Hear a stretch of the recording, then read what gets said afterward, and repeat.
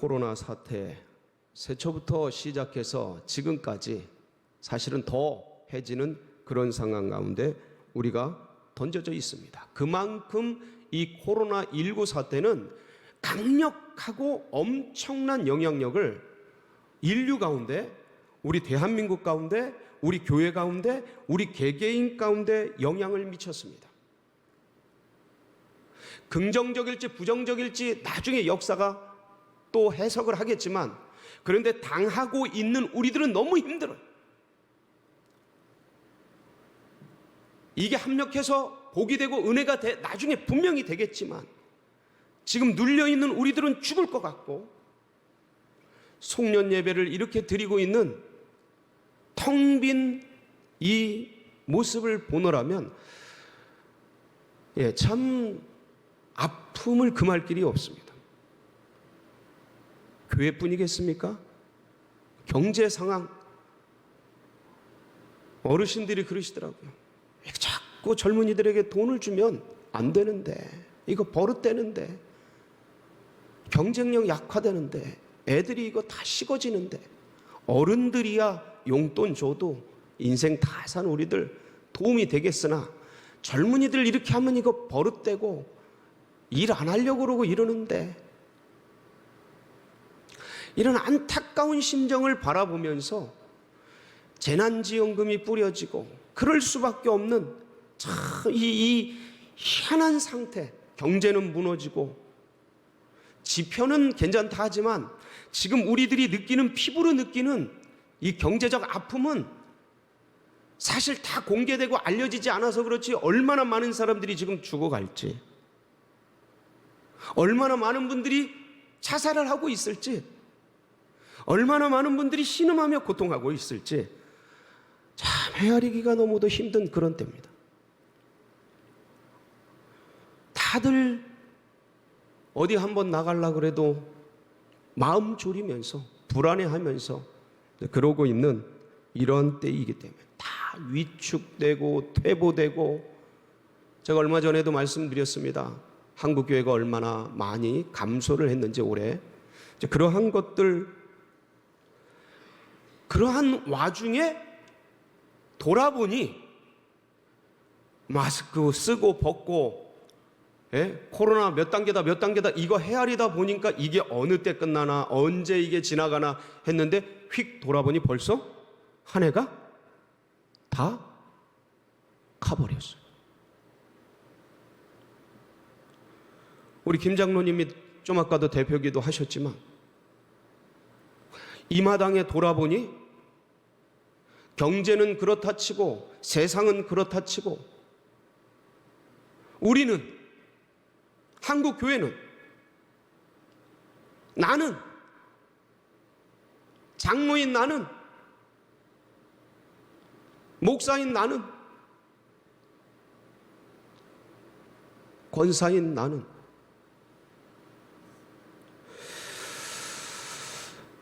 하나님 앞에 참 민망하고 죄송하고 찹찹하고 그냥 참 송구하고 그렇습니다.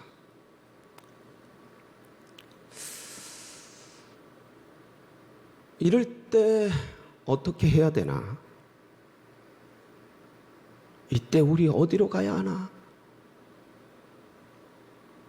이때 누구를 만나야 되나?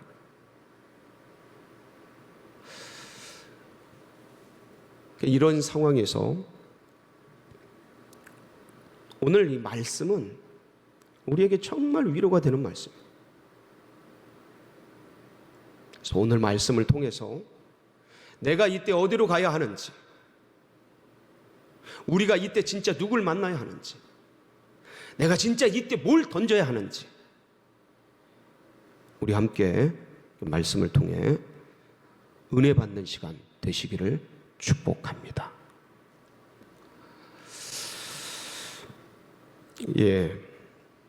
예수님이 소천하시고 십자가에 돌아가시고 예루살렘에 있던 제자들이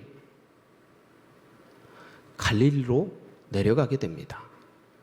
오늘 1절 말씀을 보면 이제 장소적 배경이, 이 공간적 배경이 소개되고 있습니다. 우리 1절 말씀 같이 한번 읽어볼까요? 시작.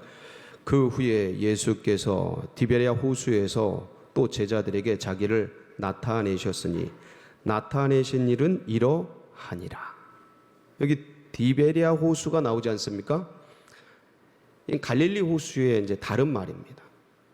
갈릴리 호수가 여러 명칭으로 불려요. 디베랴 호수라고 불리기도 하고 게네사렛 호수라고도 불리기도 하고 갈릴리 바다라고 불리기도 하고 여러 명칭들이 있습니다. 이제 디베랴 호수에 내려왔어요.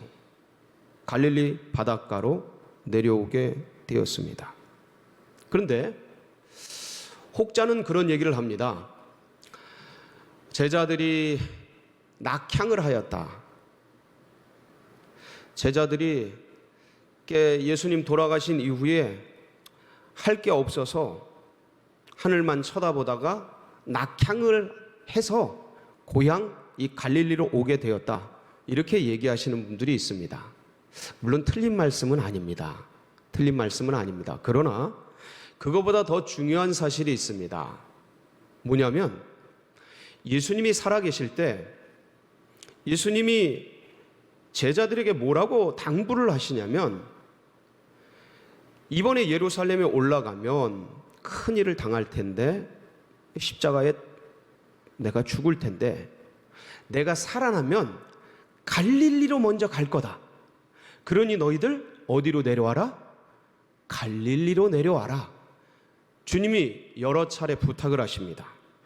그리고 예수님께서 사흘 뒤에 돌아가신 지 사흘 뒤에 부활하셔서도 이 천사들을 통해서 제자들에게 어디로 가야 할지 말씀을 하게 하십니다. 그 내용이 어디에 있냐면 마태복음 26장 31절 32절에 있습니다. 한번 보실까요? 시작. 그때 예수께서 제자들에게 이르시되 오늘 밤에 너희가 다 나를 버리리라. 기록된 바 내가 목자를 치리니 양의 떼가 흩어지리라 하였느니라. 그러나 내가 살아난 후에 너희보다 먼저 갈릴리로 가리라. 요거는 이제 예수님께서 돌아가시기 전에 제자들에게 감람산에서 여러 가지 이제 이야기를 하시는 중에 이 말씀을 하신 겁니다. 제자들이 알아듣게 여기서뿐만 아니라 여러 차례 이제 마가복음에도 말씀하시고 그렇습니다. 그리고 나서 이런 얘기를 하셨을 뿐만 아니라 부활하시고 나서 천사들을 통해서 이제 여인의 입을 통해 제자들에게 전달을 하게 하죠. 그게 마가복음 16장 7절입니다. 한번 읽어보겠습니다. 가서 그의 제자들과 베드로에게 이르기를 예수께서 너희보다 먼저 갈릴리로 가시나니 전에 너희에게 말씀하신 대로 너희가 거기서 배우리라 하라 하는지라. 예. 이렇게 해서 예수님께서는 이 제자들이 예루살렘에 머물러 있지 않기를 원하셨어요. 갈릴리로 가기를 원하셨어요. 이 예루살렘은 수도이고 가장 중요한 복음의 핵심지이고 이곳에서 주님께서 사역을 하셨고 이곳에서 주님이 돌아가셨고 너무나 소중한 장소입니다. 결국 여기서 성령의 기름 부음도 받고 여기서 교회가 시작이 되고 여기서 모든 것이 이 예루살렘에서 시작되는 너무도 중요한 곳입니다.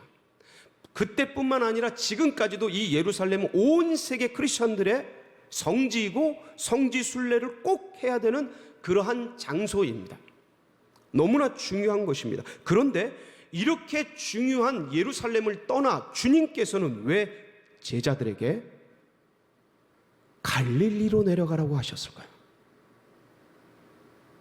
너무나 소중하고 귀중한 그리고 이곳에서 엄청난 역사가 일어날 만한 그러한 곳, 이 예루살렘 지금 머물고 있는 그리고 애써 예수님께서 제자들과 함께 십자가에 달리기 위해서 올라오신 그곳입니다.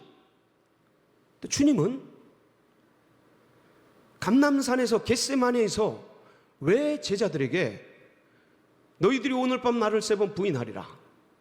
그러나 너희들이 흩어지지만 내가 먼저 갈릴리로 갈 테니 갈릴리에서 만나자라고 말씀하셨는가입니다.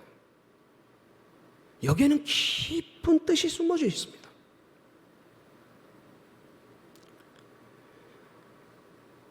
이 말씀을 따라 제자들은 고향으로 내려갔습니다. 고향으로 내려갔기 때문에 사실 아무것도 이룬 것 없고 성취한 것 없는 빈손 들고 내려갔기 때문에 낙향이라고 해도 맞습니다. 그러나 분명한 것은 예수 그리스도의 약속이 있었고 예수 그리스도의 당부가 있었고 명령이 있었기에 제자들은 아마도 터덜 갈릴리로 내려갔겠죠. 근데 갈릴리 고향 가운데 내려왔는데 예수님을 만나지 못하고 있었습니다. 그러는 어느 날 베드로가 아마도 주님 기다리고 무료하고 이렇게 있기가 되게 쉽지 않았겠죠. 그래서 고기 잡으러 나가야겠다. 그러고 나섰습니다. 왜 여러분 지금 이제 이 5인 이상 집합 금지 상태가 2.5단계가 진행이 되면서 집에만 있거나 아주 그냥 이렇게 개별적으로 있으시니까 너무 쉽지 않지 않습니까? 예, 저만 그런가요? 참. 예, 그래서 무료하고 답답했던 겁니다. 그래서 고기 잡으러 나가야겠다. 본업이 또 어부 아니겠습니까?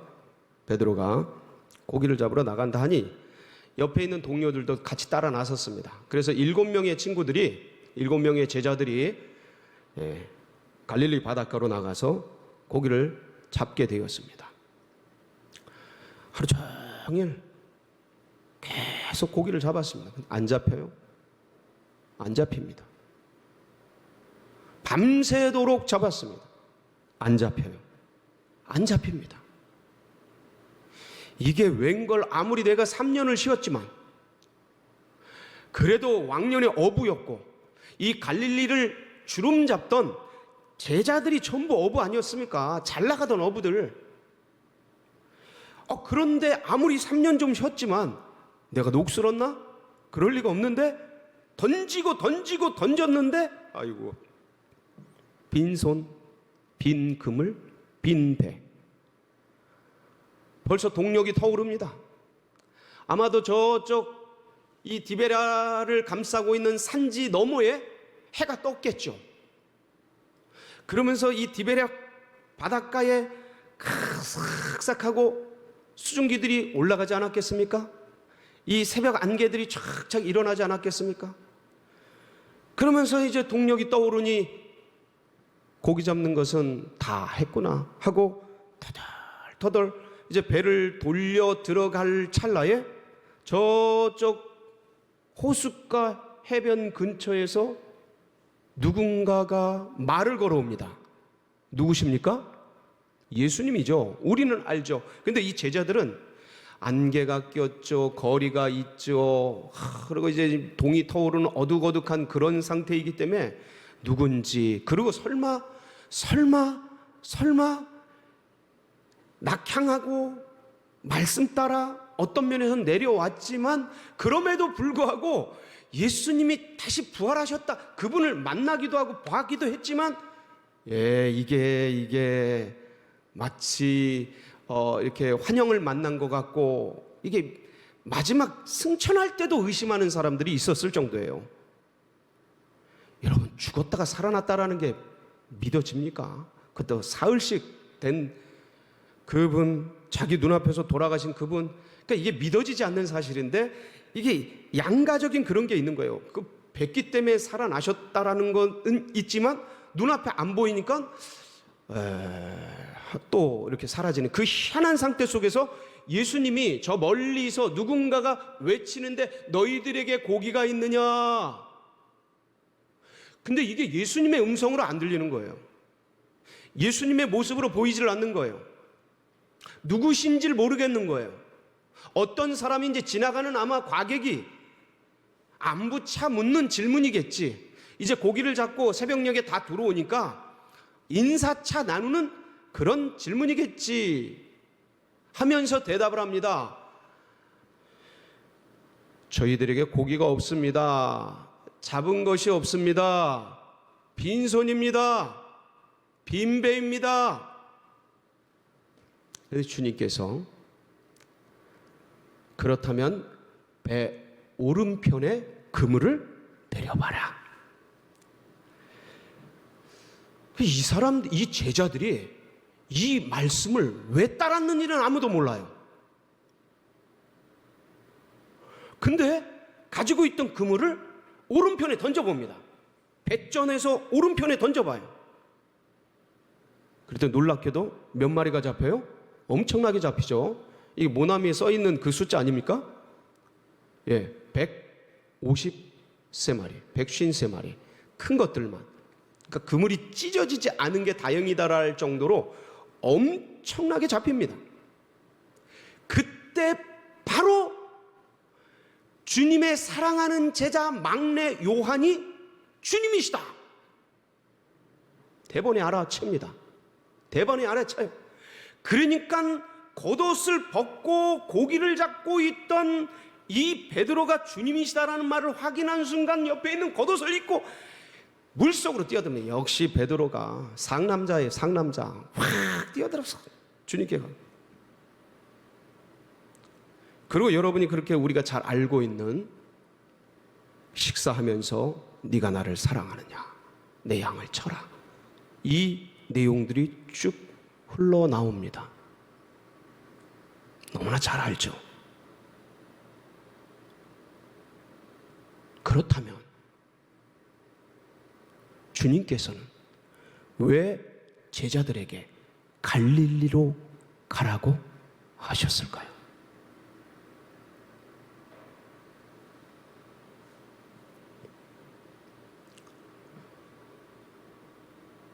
갈릴리는 제자들이 처음 주님을 만났던 장소입니다.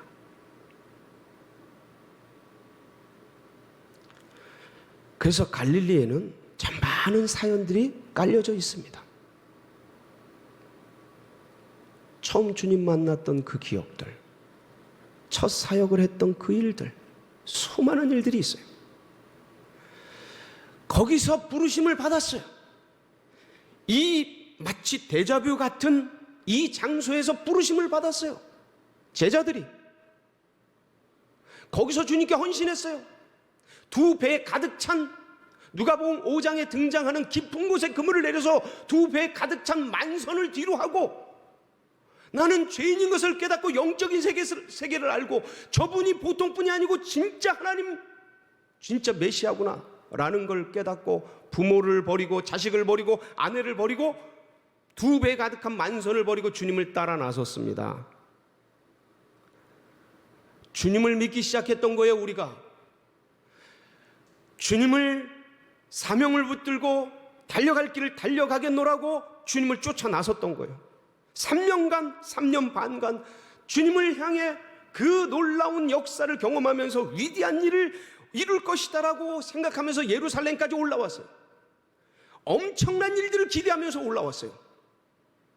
지금까지 올 한 해 새해를 시작하면서 뭔가 큰일이 일어날 거다. 2020년 엄청난 역사가 일어날 거다. 그러면서 달려왔습니다. 시작했습니다. 그렇게 열었어요. 제자들도 똑같은 심정이었겠죠. 3년 반 따라다니면서 위대한 일들, 내가 엄청난 사람이 될 것이다라는 기대와 소망을 가지고 올라왔습니다. 예루살렘에 올라왔어요. 그런데 그렇게 따르던 예수님이 어느 날 갑자기 죽었어요. 이건 닭 쫓던 게 지붕 쳐다보는 것보다 더한 낙동강 오리알 신세가 된 거예요. 그런데 그 과정 속에서 네가 오늘 밤 나를 3번 부인하리라.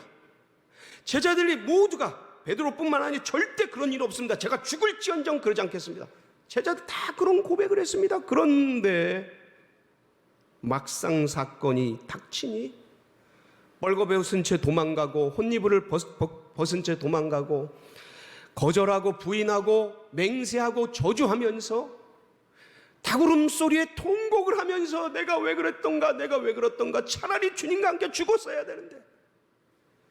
그러나 이미 엎질러진 물 다 지나고 난 후에만 남은 막급한 괴로운, 이젠 진짜 아무것도 안 남은 그런 신세로 전락해서 삼삼오오 모여서 한숨만 쉬고 있고, 어떻게 해야 되나, 앞으로 무슨 일을 해야 되나, 이젠 이후에 뭘 해야 되냐, 겁이 나가지고 문을 꽉 닫은 채 자기들만의 공간 속에서 어찌해야 될지 모르는 캄캄함, 그 속에서 서로 답답함을 호소할 뿐, 가슴에는 죄송하고 민망하고 아프고 괴롭고 저주하고 맹세하고 거절하고 도망간 그런 제자들의 양심을 찌르는 괴로움. 올해 분명히 뭔가를 했어야 하는데, 올해 어려웠어도 뭔가를 했어야 하는데, 찌르는 아픔 없는 이가 누구였겠습니까? 없는 제자들이 누구였겠어요? 그 아픔, 고통, 죄송함, 민망함, 그걸 주님이 이미 아셨던 거예요.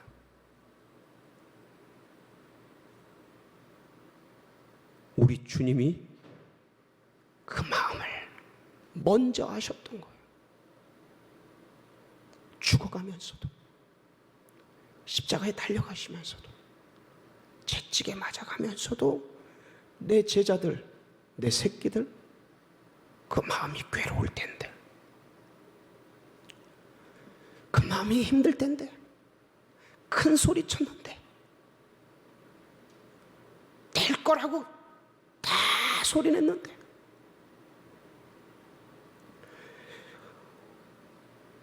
안 된 거 정도가 아니고 저주하고 맹세하고 도망가고 거절한 이 제자들의 마음이 만신창이가 된, 고향으로 돌아갔는데 내세울 게 없고, 잡은 줄 알았더니 아무것도 없고,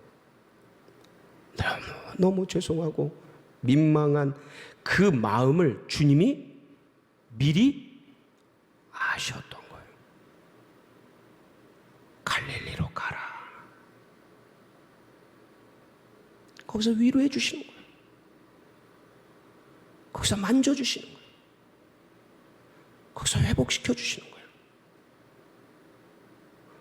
두 번째 의미는 뭐겠습니까? 갈릴리로 가라는, 여기서 주님 만났잖아요. 이게 데자뷰 같이 똑같잖아요. 지금 이 제자들이 처음 사역을, 주님을 만났던 장소와 분위기와 밤새도록 했을 때 하나도 못 잡고, 깊은 곳에 가서 던지라고 할 때 2배 가득 찼는데, 지금은 아무것도 못 잡고 밤을 샜는데, 야, 이렇구나, 내가 녹슬었구나, 이 세월이 이렇게 갔나 보다 이러고 있는 그때 오른편에 던지라고 말씀하실 때 그 말을 따랐는데, 그게 너무도 똑같잖아요. 그 처음 주님을 사랑해서 저는 죄인입니다 그러면서 주님을 따랐던 그 장소, 거기서 주님 다시 만나는, 그 영혼의 주님을 향한 첫사랑 다시 회복시키기, 그 첫사랑을 다시 회복시키기 위해 주님이 갈릴리로 가라 그러는 거예요. 사역보다 관계가 먼저, 사명보다 사랑이 먼저. 그 주님이 말씀하시잖아요. 제자 베드로에게, 다 제자들이 듣는 데서, 요한의 아들 시몬아, 네가 나를 사랑하느냐?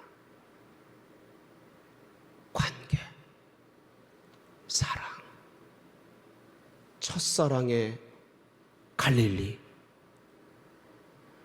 관계가 깨지고 민망하고 죄송하고 저주했던 그 첫사랑을 다시 회복시키기 위해서 어디로 가라? 갈릴리로 가라.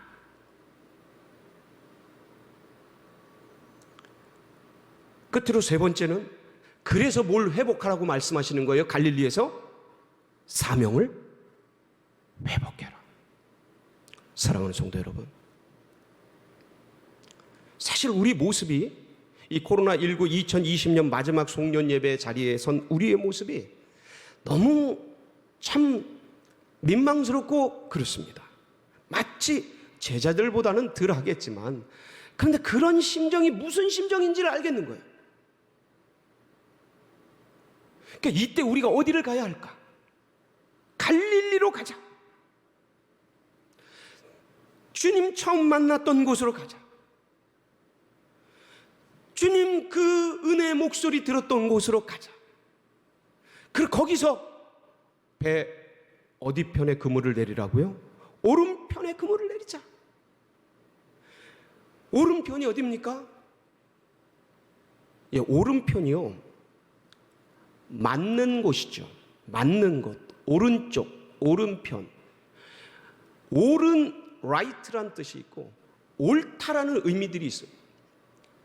그러니까 옳은 곳, 맞는 곳. 그러면서 그 장소가 뭐예요? 그 오른쪽이 의로운 곳, 이런 소리입니다. 하나님이 보시기에 의로운 곳, 그게 오른편이에요. 하나님이 보시기에 의로운 곳이 어디라고요? 하나님이 말씀하신 곳, 예수 그리스도께서 말씀하신 곳, 거기가 오른편이에요. 이게 장소, 좌우의 개념이 아니고 예수께서 말씀하신 곳, 거기에 그물을 던질 때 이런 회복의 역사가 일어나게 되는 거예요.